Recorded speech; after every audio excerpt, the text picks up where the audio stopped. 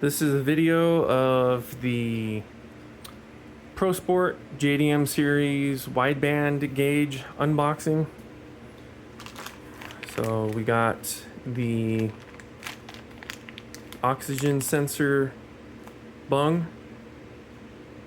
They also give you a little bolt that you can plug it if you are going to get your bung welded onto the exhaust and you're not going to install it at that place.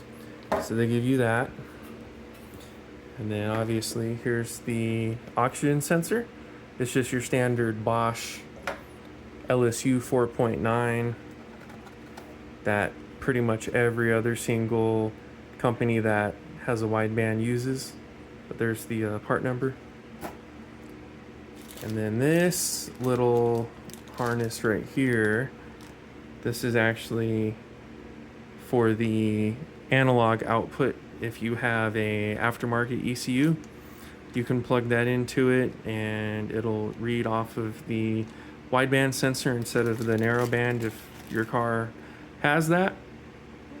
And then this would be the power wire harness.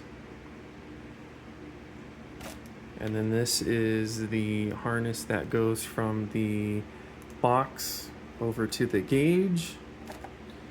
And then this is the harness that hooks up to the wideband and then to the gauge. And then obviously here's the little controller box. They give you the schematics of what plugs into where. But anyways, that's that. And then they talk about the actual gauge instructions right there. And then yeah, like the other stuff, they give you the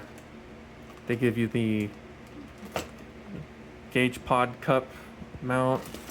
They give you the bracket to secure it inside of the aftermarket gauge pod. And then obviously here's the gauge. It goes down to 10 and then all the way up to 20. But anyways, that's the ProSport JDM series wideband gauge.